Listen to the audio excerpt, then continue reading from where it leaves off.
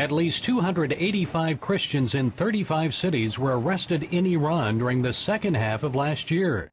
Many have spent weeks and even months in prison, often serving long stretches in solitary confinement. They also have endured interrogations and psychological abuse. Iranian pastor Hormoz Shariat is with the International Antioch Ministries. He hosts a satellite television show that is broadcast into Iran.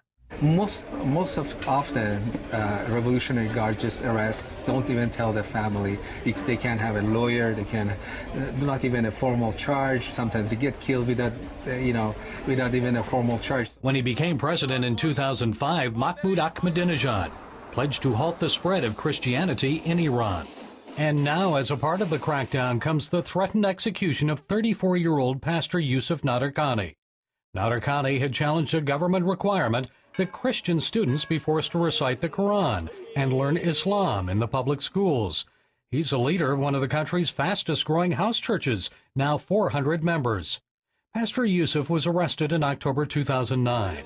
He was eventually charged with leaving the Islamic faith, even though he claims he was never a Muslim.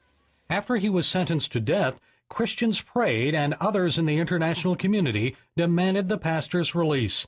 The Iranian government responded, saying the world had it wrong. Nadarkhani was charged with rape and extortion, not apostasy. His case is now in the hands of the Ayatollah.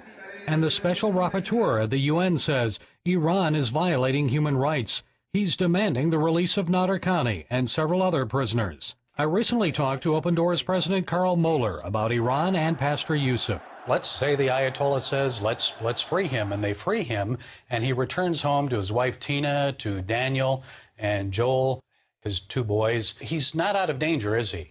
No, unfortunately, he's not out of danger at all. In fact, what we've seen in numerous cases over the last 30 years in Iran is someone may be judicially acquitted or released on a technicality, but then their lives are deeply also under threat because, as was the case with Mehdi Dabaj in the 90s and with Pastor Hosepian, the reality is they were killed after they were released from interrogation and from imprisoned. That's a reality that can happen any day to any Christian in Iran. They can simply disappear or they can be tortured and arrested without any judicial process. So by no means is Pastor Yusuf's situation free and clear, even if he is acquitted of these charges. The government, for the first time, is admitting that Iranians are leaving the Islamic faith and becoming Christians. The government is intentionally going after the house churches. You know, the supreme leader, he came and said that house churches in Iran are a threat to our national security. And that was a signal, says Shariat, for the government to target house church Christians, and especially their leaders. Iranian Ayatollah Mesbah Yazdi has warned against the strong attraction of Christianity among Iranian youth. And he recently admitted the government crackdown has failed to stop the spread of Christianity in Iran. Middle East analyst and author Joel Rosenberg. People like Pastor Yusuf and others are putting their lives on the line for the gospel of Jesus Christ. More Muslims are coming to faith than ever before, but it's not enough. We also need to pray that the gospel is spread throughout all of Iran.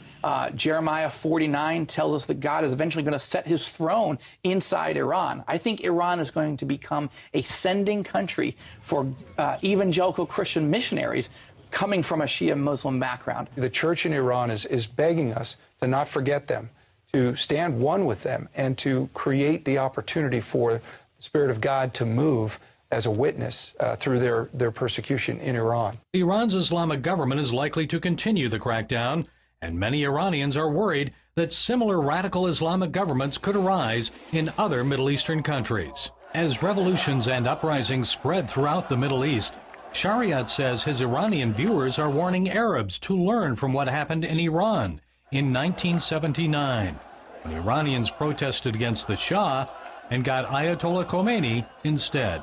They're telling their brothers and sisters, watch out, watch out. This is what we did. We wanted freedom, we wanted democracy, and we allowed the religious fanatics take over. Please don't let that happen to you. Gary Lane, CBN News.